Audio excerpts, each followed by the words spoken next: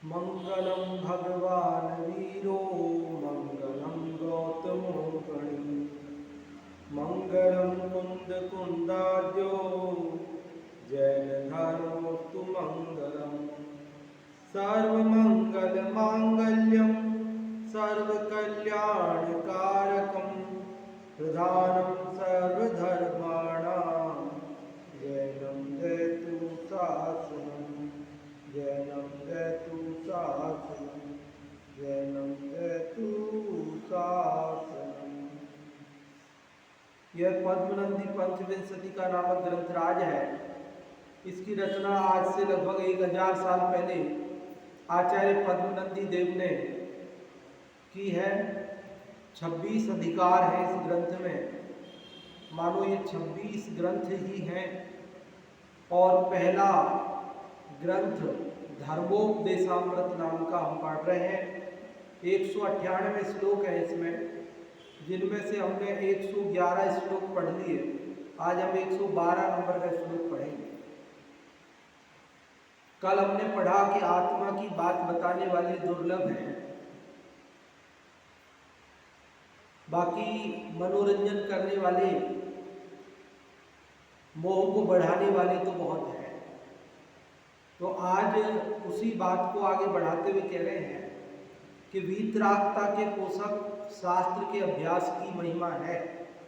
बाकी तो केवल मनोरंजन के लिए जो किताबें हैं उनको पढ़ लेना, उससे तो कोई उपलब्धि होती नहीं है। जीव को राग द्वेष काम क्रोध आहार भय मैथुन परिग्रह ये तो अनादि से है ही सही, और उनकी ही बातें, उन्हीं की का पोषण करने वाली किताबें अगर हम पढ़ें तो उससे हमको हासिल क्या होगा, लाभ क्या होगा, लिखने वाले को भी फायदा क्या होगा उससे, और पढ़ने वाले को भी फायदा क्या होगा। आजकल तो वैसे बुक्स का पढ़ना कम हो गया होगा, थोड़ा डिजिटल युग आ गया, तो व्हाट्सएप पर फुर्सत वही नहीं मिलता है, सोशल मीडिया से फुर्सत नहीं मिली। घंटा 2 घंटा तो आदमी टाइम निकाले ज़्यादा से ज़्यादा, और वो सारा टाइम उसका सोशल मीडिया खा जाता है, तो बचता है नहीं ज़्यादा। तो पहले लोग स्टेशनों पे बुक स्टॉल से उपन्यास खरीदते थे और फिर वहाँ पढ़ते रहते थे, ट्रेन में सफ़र में पढ़ते रहते थे, और उनमें वही हिंसा की, मार धाड़ की, चोरी की, झूठ की, नाना प्रकार की उल्टी सीधी बातें, और उनको पढ़ करके लाभ क्या हुआ। तो यहाँ कह रहे जिससे राग द्वेष मिटे, जिससे विकार घटे, विकारों का अभाव हो, वही शास्त्र पढ़ने लायक है। देखो पढ़ते हैं। आपधेतु सुराग रोष निकृति प्रायेषु दोषे स्वलम मोहात् सर्वजनस्य चेतसि सदा सत्सु स्वभावादपि तन्नासाय च संविदे च फलवत् काव्यं कवेर्जायते श्रृंगारादिरसं तु सर्वजगतो मोहाय दुःखाय च। क्या कह रहे, आपद हेतुषु, आपत्ति के हेतु कारण, आपत्ति के कारण, विपत्ति के कारण, संकट के कारण, तकलीफ के कारण, दुख के कारण क्या है, राग रोष निकृति प्रायेषु दोषेषु अलम। राग रोष मतलब द्वेष, निकृति मतलब माया, पहले आ चुका है निकृति शब्द। निकृति मतलब माया। धर्म के 10 लक्षणों में जब हमने पढ़े थे आर्य की वहाँ चर्चा आई थी, तो निकृति शब्द आया। निकृति मतलब माया। तो राग द्वेष माया आदि दोष, अलम मतलब बहुत सारे दोष, मोहात मोह से, सर्वजनस्य चेतसी, सब जन के, सब लोगों के चित्त में, मन में सदा हमेशा ही सत्सु है होते हुए, स्वभावादपि, स्वभाव नहीं, स्वभाव का मतलब आत्मा का स्वभाव है ऐसा नहीं, मतलब बिना किसी के सिखाए, किसी को सिखाने की जरूरत थोड़ी है कि तुम राग करो, किसी को बताने की जरूरत है कि तुम द्वेष करो, गुस्सा करो, ये कोई सिखाता है? कोई सीखना पड़ता है। बच्चा जन्म से ही रोना, भूख लगे तो रोना, ऐसा किसने बताया उसको? कोई उसकी चीज छीन ले तो चिल्लाना, रोना, गुस्सा करना, उसको मारने, भागना, ये किसने सिखाया? यद्यपि आत्मा का स्वभाव नहीं है तो विभाव, लेकिन बिना सिखाए सहज बने अनादि से ऐसे विभाव करते आ रहे हैं हम, इसलिए स्वभाव से, यूँ समझ लो आप, मतलब पर्याय स्वभाव समझ लो, या जो भी कहना चाहता है। तो कह रहे आपत्ति के कारण राग, द्वेष, माया आदि अलम मतलब बहुत सारे दोषों के मोह से सभी जन के चित्त में सदा ही स्वाभाविक रूप से होने पर भी तन्नाशाय, तन्नाशाय मतलब उनके नाश के लिए, किनके नाश के लिए? मोह, राग, द्वेष आदि जो विकार हैं, उन विकारों के नाश के लिए संविदेच, और संविदा मतलब संविधि मतलब ज्ञान, विद मतलब ज्ञान, विद विद्वान होते हैं, विद्वान, विद का अर्थ होता है ज्ञान, विद्वान, धनवान होता है, धनवान मतलब धन वाला, बलवान, बल वाला, ऐसे ही विद्वान, विद मतलब ज्ञान, विद्वान मतलब ज्ञान वाला। तो यहाँ विद और उसके आगे सम लगाया विसर्ग, सम्यक, सम्यक ज्ञान, संविदे मतलब सम्यक ज्ञान के लिए और उनके नाश के लिए, उन स्वाभाविक विकारों के नाश के लिए और सम्यक ज्ञान के लिए जो हो वही फलवत, वही फलदायी है, वही सार्थक है। काव्यम काव्य, कविता, कवे है कवि की जायते होती है कि कवि की वही कविता फलदायी है, कवि की वही कविता सार्थक है जो जीव के ये राग द्वेष आदि नष्ट करे और सम्यक ज्ञान उत्पन्न करे। क्या समझ में आई बात? 3 लाइन हो गई, 3 लाइन में समझ में आई बात कि कवि की वो कविता, लेखक की वो रचना सार्थक है, फलदायी है। कौन सी?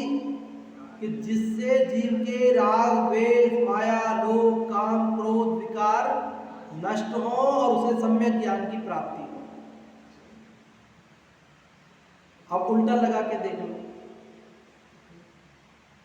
कि जिससे सम्यक ज्ञान की प्राप्ति न होवे, जिससे राग द्वेष नष्ट होकर बल्कि राग द्वेष बढ़े, मोह बढ़े, ऐसी कवि की कविता या लेखक की रचना, उससे क्या लाभ है, उससे क्या फायदा है? वो तो जीव को पहले से ही है, वो तो जीव को पहले से ही है, वो तो पहले से ही जीव उनमें तो प्रवीण है। श्रृंगार आदि रसम तो सर्व जगतो मोहाय दुखाय से। श्रृंगार आदि रस, श्रृंगार रस क्या है?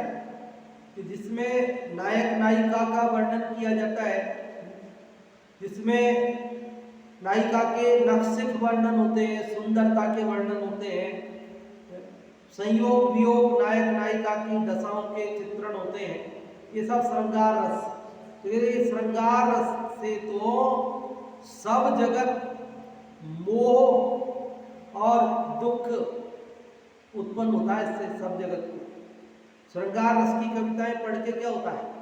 मोह बढ़ता है, राग बढ़ता है, और क्या होता है? दुख होता है, मोह से दुख होता है। मोह से क्या होता है?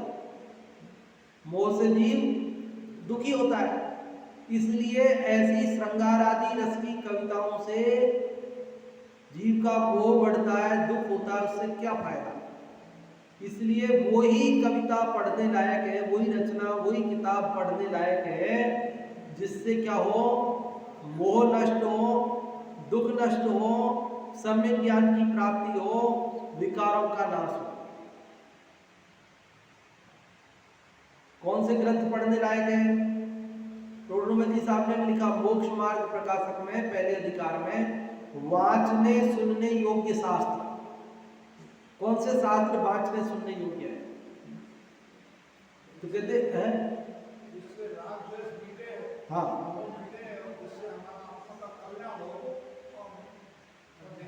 वो पढ़ने लायक। बाकी तो मोह की बातें, राग की बातें, इनमें तो जीव स्वतः ही प्रवीण है। सीख बिना नर सीख रहे, विषनादिक सेवन की सुभराई। सीख बिना नर सीख रहे, भूधरदास जी ने लिखा जैन शतक में। क्या लिखा? सीख बिना नर सीख रहे, बिना शिक्षा दिए ही लोग, कौन सिखाता है? कौन सिखाता है बताओ? 5 इंद्रिय के विषय भोगों की शिक्षा देनी पड़ती है, किसी को देनी नहीं पड़ती। कोई आवाज आए तो डर जाते हैं, किसी ने सिखाया कि कोई ऐसे आवाज आए पटाखा चले तो तुम डर जाना। कोई सिखाया, अपने को डरना सिखाया? डरना सिखा? कोई पाठशाला में, कहीं किताब में, कॉलेज में, स्कूल में पढ़ाया जाता है भाई कोई पटाखे की आवाज आए तो तुम डर नहीं सिखाया? फिर कैसे सीख गए? अनादि से आहार भय मैथुन परिग्रह, भय संज्ञा है ना, भय संज्ञा, डरना, डरना सीख। भूख लगे तो खाना, बिना भूख लगे ही खाना।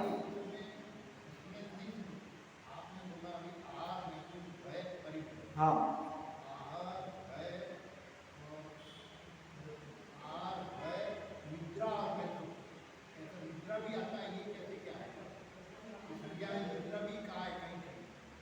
चार संज्ञा में तो मेरे पढ़ने में तो, हाँ, मेरे पढ़ने में नहीं आया, या तो कहीं आपने पढ़ा होगा तो। प्रमाद में आता है, प्रमाद के जो भेद है ना उसमें आता है लेकिन वहां तो 4 विकथा और 4 कसाय 8, 5 इंद्रियों के विषय तो 13, और निद्रा और प्रणय इस प्रकार 15 वहां पर गिना है। अलग अलग जगह अलग अलग प्रकार से अलग अलग बातें हैं, पर 4 संज्ञाओं के संदर्भ में यही पढ़ने में आया, अभी तक जहाँ भी आया, सुनने में आया है ना। आपने कहीं आपके पढ़ने में आए तो फिर कहीं पढ़ने में आए तो आप बताना, तो देखेंगे उसमें और देखेंगे।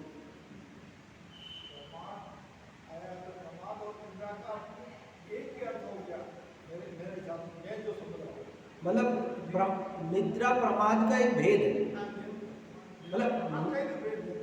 मतलब निद्रा तो प्रमाद है, प्रमाद में केवल निद्रा नहीं है, और भी चीजें हैं।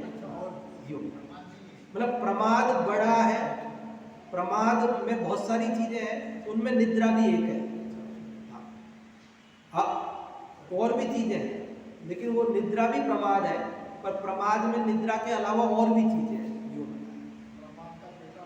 हाँ, पेटा बड़ा है उसका। वैसे तो प्रमाद क्या है कि स्वरूप में सावधान नहीं होना, इसी का नाम प्रमाद है। अपने आत्मा में नहीं रमना, आत्मा से बाहर उपयोग होना, इसका नाम प्रमाद है। जो दौड़ में विजेता हो रहा है ना, वो प्रमादी है। दौड़ प्रतियोगिता कराओ, दौड़ प्रतियोगिता, और सबसे फुर्तीला होवे, जो फर्स्ट आवे, जैन दर्शन के अनुसार तो वो प्रमादी है। आपको ये बात जचेगी नहीं, कह रहे भाई उपयोग बाहर है ना, आत्मा में नहीं है। और मुनिराज एक जगह बैठे हैं, एक कदम नहीं चल रहे, पर अपने आत्मा में रम रहे, तो कह रहे वो अप्रमादी है, वो निष्प्रमादी है। सुबह से शाम तक दुकान में फुर्ती से ग्राहकों को सामान देवे, बहुत फुर्तीला होवे, लेकिन कहते बहुत आलसी है। सुबह से शाम तक आप घर में काम करें, रसोई में काम करें, लेकिन कहते आत्मा में नहीं रम रहे तो प्रमाद ही है। हमारे 14 गुणस्थानों में प्रमत्त और अप्रमत्त, 6वें गुणस्थान तक प्रमत्त और 7वें से अप्रमत्त। तो प्रमत्त और अप्रमत्त का भेद क्या है? यही तो है कि स्वरूप में रमते हैं तो वो अप्रमत्त, और स्वरूप में नहीं रमे, बाहर उपयोग रहा, शुभ में रहा भले, पर वो भी क्या है? प्रमाद। अब जगत को तो समझ में आए या ना आए, पर बात तो ये है, जगत तो उसको प्रमादी मानता है, एक जगह बैठा है, कुछ कर नहीं रहा है, तो जब कुछ कर ही नहीं, बैठे कह रहे कि मेरे करने लायक काम मैं कर रहा हूँ, मेरे करने का काम मैं कर रहा हूँ। मेरे करने का काम क्या है? जानना देखना। मैं जानने देखने का काम कर रहा हूँ तो हो गया ना, मेरा काम हो गया। और दूसरे का काम मैं करता नहीं हूँ, उसमें मेरा चलता नहीं है, और बेवजह मैं मान करके कि मैं करूँ और भागता हूँ, तो ये तो प्रमाद है, ये तो स्वरूप से असावधान है जी। समझ में आ गई बात? क्या समझ में आई? इस 112वें श्लोक में क्या कह रहे हैं? आपधेतु सुराग रोष निकृति प्रायेषु दोषेष्वलम् मोहा सर्वजनस्य चेतसि सदा सत्सु स्वभावादपि तन्नासाय च संविदे च फलवत् काव्यं कवेर्जायते श्रृंगारादिरसं तु सर्वजगतो मोहाय दुःखाय च। आपत्ति के कारण राग, द्वेष, माया आदि अनेक दोष मोह से सभी लोगों के मन में सदा ही स्वभावतः होने पर भी होते हैं। उनके नाश के लिए और ज्ञान के सम्यक ज्ञान के लिए जो काव्य है वही कवि का काव्य फलदायी है, सार्थक है। बाकी श्रृंगार आदि रसों से तो सर्व जगत के मोह और दुख ही बढ़ते हैं, अन्य कोई उससे लाभ होता नहीं। मोहोदय से राग द्वेष माया एवं लोभादिक दोष प्राय सबके चित्त में रहते देखे दुख को। काव्य वही है फलदायक जो इन दोषों का करे विनाश। श्रृंगारादिक रस तो सबके मोह और दुखमय आवा। कि मोह के उदय से राग, द्वेष, माया, लोभ आदि दोष प्राय सभी के चित्त में स्वभावतः रहते हुए देखे हैं, और वे तो दुख के कोष, दुख के खजाने हैं। दुख है, उनसे दुख होता है। काव्य तो वास्तव में वही फलदायी है जो इन दोषों को, मोह, राग, द्वेष आदि दोषों को विनष्ट करे। श्रृंगार आदि रस तो सबके मोह और दुखमय आवा। श्रृंगार आदि रस से तो सबके मोह और दुख ही बढ़ते हैं। क्या होते हैं? मोह बढ़ाने वाली बात है। कह रहे पहले ही तो आदमी इन विकारों से दुखी था, और दुख बढ़ाने वाले, विकार बढ़ाने वाली ही बातें आपने कर दी तो उसका क्या भला हुआ? कि पहले ही तो जीव राग द्वेष आदि से दुखी था, और आपने भी राग द्वेष बढ़ाने वाली बात करी, तो उसका दुख बढ़ाया कि घटाया? उन पंक्तियों में आगे लिखते हैं वो, सीख बिना नर सीख रहे विषयादिक सेवन की चतुराई, तापर और रचे रस काव्य कहा कहिए दिन की निठुराई। कि पहले ही तो जीव विषयों में लग रहा था और कह रहे जिन कवियों ने तापर मतलब फिर भी और रचे रस काव्य, ये श्रृंगार आदि रस की कविताएं रच दी, तो तापर और रचे रस काव्य कहा कहिए दिन की निठुराई। वो कवियों की निष्ठुरता निर्दयता है, जीवों पे दया नहीं आई कि जीव पहले ही तो दुखी हो रहे हैं विषय की वासना से और वासना उत्पन्न हो जाए, ऐसी बातें लिख दी। तो उनको पढ़ करके, उनको सुन करके उनका दुख बढ़ेगा, इनको दया नहीं आई जरा। तापर और रचे रस काव्य कहा कहिए दिन की निठुराई, अंध असुझन की अखियन में झोंकत है रज राम दुहाई। भूदत्त दादी कहते हैं कि पहले ही तो आदमी अंधा था और इसने क्या किया, उसकी आंखों में और धूल झोंक दी। अब ये शब्द अगले श्लोक में आने वाला है यहीं पर, मुझे तो लगता है ये यहाँ से पढ़ा होगा तो भूदत्त दास जी को लगा होगा कि ये बात वहाँ उन्होंने उसमें लिखी कि अंध असुझन की अखियन में झोंकत है रज राम दुहाई। ये जो पंक्ति है ना, ये तो आपको लगभग ये ऐसी की ऐसी पंक्ति इस अगले 113वें श्लोक में है। देखो तीसरी वाली लाइन है, अभी पढ़ेंगे, समय रहा तो अभी नहीं तो कल पढ़ेंगे, जिसमें लिखा क्षुद्रा क्षिपंति द्रसी दुश्रुति धूलि मत्स्य। क्षुद्रा मतलब दुष्ट, क्षिपंति मतलब फेंकते हैं, द्रसी मतलब आंखों में, दुश्रुति मतलब खोटे वचन रूपी धूल अस्य इसकी द्रसी इसकी आंखों में क्षुद्र दुष्ट लोग कुकवि क्या करते हैं, खोटे वचन रूपी धूल इसकी आंखों में झोंकते हैं।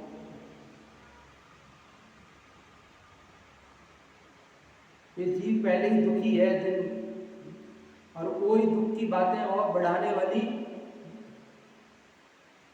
कह रहे उससे क्या फायदा तो उससे उसके राग द्वेष नष्ट हो, वो जीव सुखी होवे। तो वो करुणा आचार्यों ने की, आचार्यों ने करुणा करके वो बातें लिखी शास्त्रों में, जिससे जीव के राग द्वेष नष्ट हो, जिससे क्रोधादि कसाएं नष्ट हो, जिससे वह अपने आत्मा में सावधान होए। ये बातें लिखी है, वो इनसे जीव का भला है। किससे भला है? फिर भी लोग पहले उपन्यास पढ़ते थे ना, तो 200 पेज का उपन्यास हो, एक ही दिन में पूरा, और एक दिन में भी क्या मतलब शुरू किया तो खत्म करके ही रखे। और यहाँ 200 पेज की किताब होवे, शास्त्र होवे, तो हम 200 दिन में भी पूरी नहीं होती हमसे। एक दिन में एक पेज पढ़ेंगे और फिर किसी दिन नहीं पढ़ेंगे, फिर 4 दिन गैप हो जाएगा, और वो किताब 200 पेज की हमसे पूरी नहीं होती है। और वो 200 पेज का उपन्यास 2 दिन नहीं लगाते उसके लिए। लोग उसमें शौचालय में भी जाते तो वहीं बैठ के पढ़ते रहते ऐसा।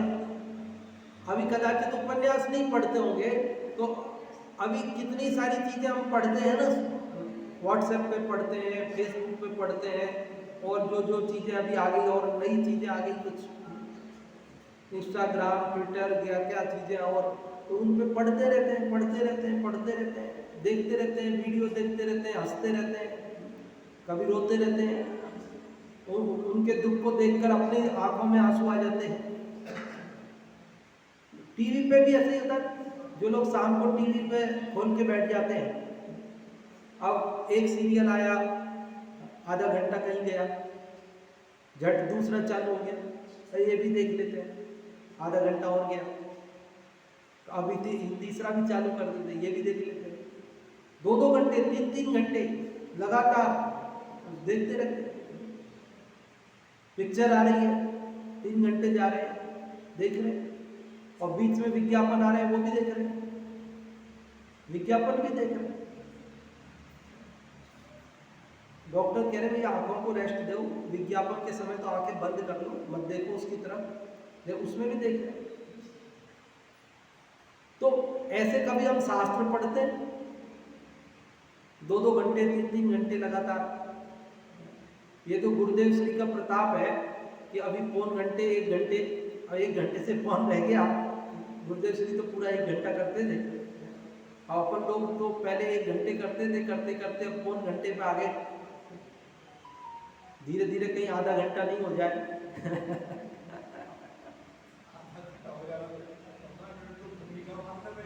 हाँ बस ये 5-7 मिनट अपन लेट हो जाते हैं, कभी ऐसा हो जाता है। तो कहने का मतलब ये है कि वो पौन घंटे में अगर अपन को 5 मिनट ऊपर हो जाए तो अपन को आकुलता हो जाती है। और अगर अपन पिक्चर देख रहे हो और अपने को लगे ये पूरी नहीं होनी चाहिए, अभी और चलनी चाहिए, थोड़ा सा सीरियल आ रहा हो तो थोड़ा सा और चलना चाहिए ना, थोड़ा 5 मिनट लेट तक चला देते, क्या है बंद कर दिया, ऐसा लगता है ना जीव को। मतलब विषयों की तो रुचि पहले ही है, विषयों की रुचि तो जीव को पहले ही है। बताओ, कल कर रहे थे ना बात कि आत्मा का स्वरूप बताने वाले दुर्लभ है, बाकी तो बातें बताने वाले बहुत है। सभा को गाना सुना के हंसाने वाले तो, चुटकुले सुनाकर हंसाने वाले तो बहुत है जी। लाओ अपन ऐसे करते हैं, लाओ केक मंगाओ, केक काटो, अपन सब खाओ, तुम खिलाओ, सब खुश। उसमें क्या चाहिए, सब खुश हैं, सब बच्चे खुश, सब लड़के खुश, लड़कियां खुश, महिलाएं खुश, पुरुष खुश, सब खुश। आओ एक खाना करते हैं, चलो खाना करते हैं, सब लोग आ जाओ, खाना करेंगे अपन, वहाँ प्रतियोगिता करेंगे, थोड़ा खेलेंगे कूदेंगे, खाना खाएंगे और फिर घर आ जाएंगे। ये किसको पसंद नहीं आया, इसमें क्या दिक्कत है, सबको पसंद है वो तो अनादि से उसकी तो आदत पड़ी है। कराने वाला भी खुश है, आयोजन करता भी खुश है, खूब भीड़ आई, सब लोग आए, सबने खूब आनंद लिया, सब खुश हो गए। और कहता इनको ही बना दो अध्यक्ष, हर साल ऐसे ही कराएंगे तो खूब बढ़िया, ऐसे ही होगा सब। और कोई एक नहीं आपने भैया ये ऐसे ज़्यादा उसमें नहीं करना, अपने शुद्धता से काम करना, थोड़ा सा करना, थोड़ा उसमें 2 घंटे धर्म का भी करो, थोड़ा ये वहाँ पे 1 घंटे प्रवचन भी होगा, अब वो भी सबको सुनना पड़ेगा भाई। और भाई 2 घंटे खेल भी खेलेंगे और 1 घंटे वहाँ अपन प्रवचन भी सुनेंगे। तो बोला अरे यार ये कौन आदमी को ले आए, तो ऐसे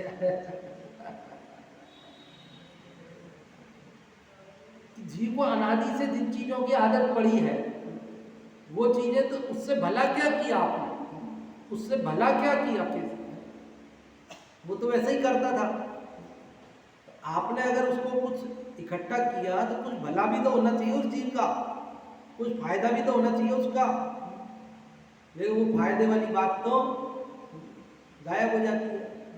यहाँ यही कह रहे हैं भैया, ऐसी किताबें पढ़ने से क्या फायदा जिससे राग द्वेष बढ़ते हो, ऐसे ही धर्म की शास्त्र पढ़ो कि जिससे राग द्वेष नष्ट हो।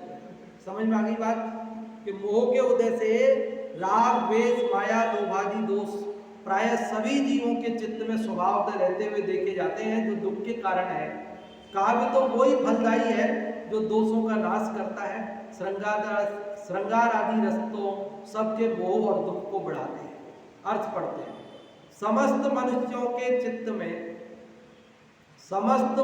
के चित्त में नाना प्रकार के दुख देने वाले राग द्वेष माया क्रोध लोभ आदि दोष स्वभाव से ही रहे आते हैं। सब मनुष्यों के चित्त में, आपके हमारे सबके जगत के चित्त में इसमें कोई ऐसा थोड़ी है कि जैन हो, अजैन हो, तेरापंथी हो, बीसपंथी हो, श्वेतांबर हो, दिगंबर हो, कोई भेद है? इसमें कोई भेद पड़ता है? कोई भेद नहीं। क्या समस्त मनुष्यों के चित्त में नाना प्रकार के दुख देने वाले राग, द्वेष, माया, क्रोध, लोभ आदि दोष स्वभाव से ही रह जाते हैं। यद्यपि जीव का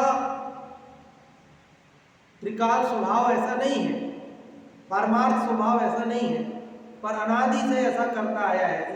इस अर्थ में स्वभाव कहा है। समझ के? कहीं आप स्वभाव समझ लो तो फिर कभी तो उसका नाश होगा ही नहीं साहब। फिर तो क्या करें साहब, स्वभाव ही है तो फिर क्या करें? तो कहते नहीं नहीं, ये वैसा स्वभाव नहीं है जैसा ज्ञान स्वभाव है। स्वभाव से ही रह जाते हैं, स्वभाव से रह जाते हैं मतलब बिना सिखाए जीव को आदत पड़ी है। इसलिए जिस कवि का काव्य उनको मूल से उड़ाने वाला मतलब जड़ से खत्म करने वाला तथा सम्यक ज्ञान को उत्पन्न करने वाला होता है, वास्तव में वही कार्यकारी समझना चाहिए। अर्थात जिसमें वीतरागता का वर्णन होवे वही काव्य फल का देने वाला है। कौन सा काव्य? जिससे वीतरागता बढ़े। श्रृंगार आदि रस तो समस्त जगत को मोह उत्पन्न करने वाले तथा दुख देने वाले हैं। इसलिए भव्यों को चाहिए कि वे वीतराग भाव को दर्शाने वाले शास्त्रों का ही अभ्यास करें। बनारसी दास जी ने लिखी थी ना रचना, पहले शुरुआत में नवरस नाम की कृति रची। कहते हैं कि आज अगर वो उपलब्ध होती तो कालिदास की रचनाओं से भी श्रेष्ठ लौकिक दृष्टि से कही जाती है। लेकिन जैसे ही बनारसी दास जी को सम्यक ज्ञान की प्राप्ति हुई तो उन्हें ये पता चला कि अरे मैंने ये क्या रच दिया,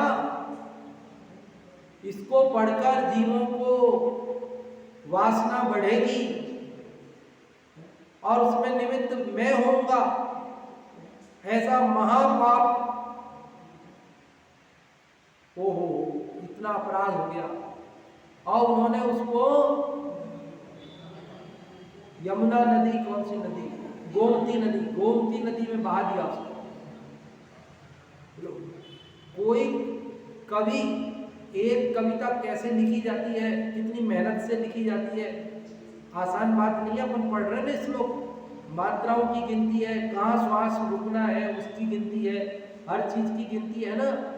और कितनी जो मतलब जैसे माता पुत्र को जन्म देती है तो उसकी पीड़ा वही जानती है, ऐसे ही कविता को बनाने वाला कवि पीड़ा जानता है कि कैसे मुश्किल से कविता बनती है। कहीं 2 अक्षर का शब्द चाहिए और भाव वही रहना चाहिए, कहीं 4 अक्षर की जगह है और भाव वही है तो वो 4 अक्षर का शब्द ढूंढना पड़ता है, 3 अक्षर का तो 3 अक्षर का।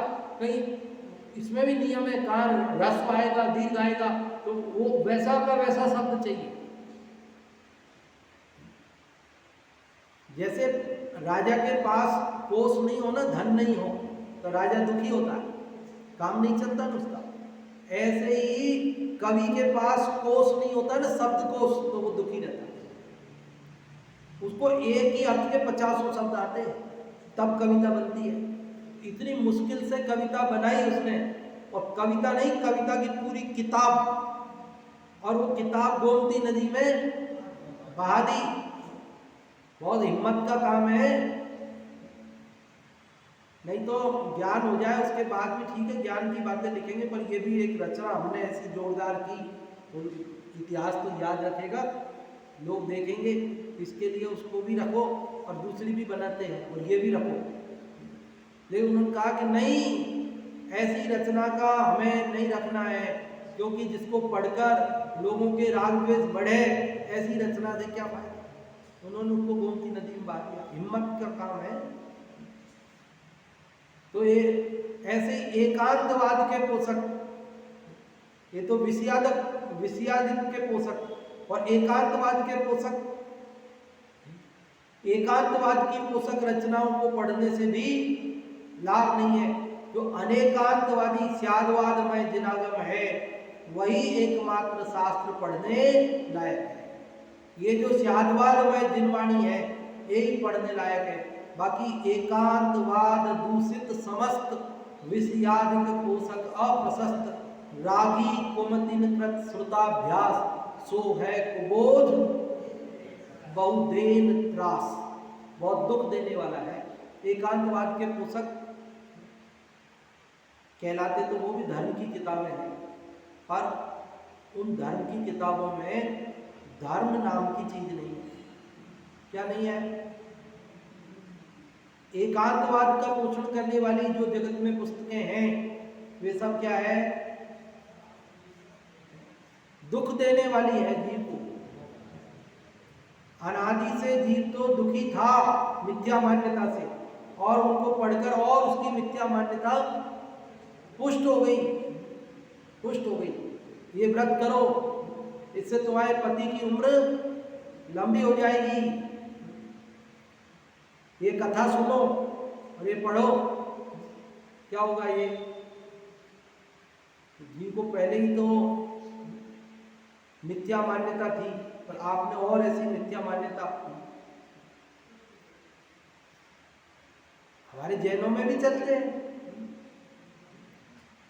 यहाँ भी नाना प्रकार की कथाएं बना रखी है लोगों ने, व्रत बना रखे हैं नाना प्रकार के। तो ऐसे शास्त्र क्या है? मान्यता को, मिथ्या मान्यता को पुष्ट करने वाले हैं, मिथ्या मान्यता को बढ़ाने वाले हैं। इसलिए यह कह रहे कि जो शुद्ध बुद्ध भगवान आत्मा दिखाए, जिसको पढ़कर हमारे राग द्वेष नष्ट होए, वे ही शास्त्र पढ़ने लायक है। क्या है पढ़ने लायक? कौन से शास्त्र पढ़ने लायक है? तो कहा कि भव्यों को चाहिए कि वे वीतराग भाव को दर्शाने वाले शास्त्रों का ही अभ्यास करें। कौन से शास्त्रों का अभ्यास करें? जिससे वीतराग भाव बढ़े, राग बढ़े। वैसा इस व्रत में तो ये चीज खानी पड़ती है, इस व्रत में तो ये बनाना पड़ता है, इसमें तो ऐसे कपड़े पहनने पड़ते हैं। ये पहनने खाने का जिसमें नियम हो, मतलब ऐसा खाना, ऐसा बनाना, ऐसा करना,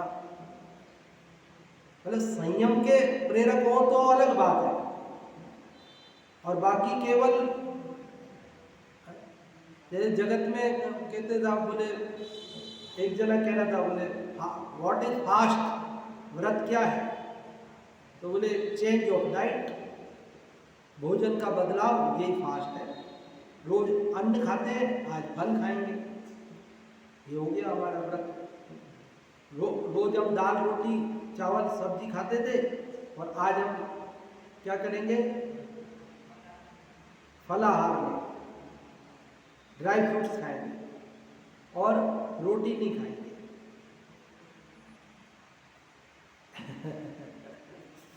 समझ गए ना आप? तो यहाँ कह रहे हैं कि भव्यों को चाहिए कि वे वीतराग भाव को दर्शाने वाले शास्त्रों का ही अभ्यास करें। हाँ जी, आप लोग पूछें, बताएं, जो भी आपको पूछना हो, बताना हो।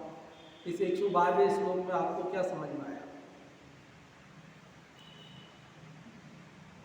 हाँ जी, जो भी आप लोगों में से बताना चाहते हैं।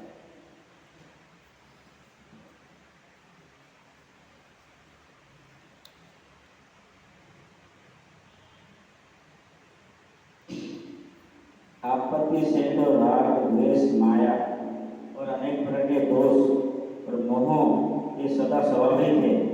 पर कवि ने कहा है कि ज्ञान के काव्य पढ़ने से ज्ञान के काव्य ही सफलदायी है, और संगार आदि रस वाले तो मोह और दुख देने वाली।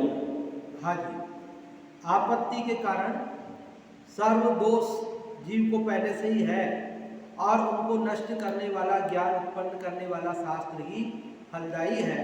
बाकी मोह बढ़ाने वाले तो उनसे कोई लाभ नहीं। बहुत बढ़िया आपने बताया कन्हैया लाल जी साहब। और भी कोई जो बताना चाहते हो आप लोगों में? हाँ जी, हाँ मौसी जी बता रहे हैं मुझे।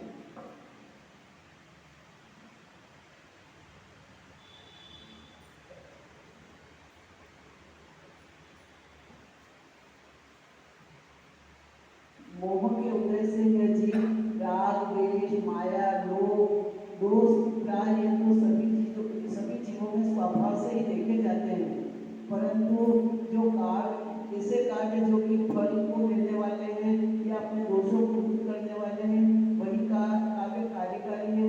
और जो श्रृंगार आदि रस है वे तो मोह और दुख को बढ़ाने वाले हैं।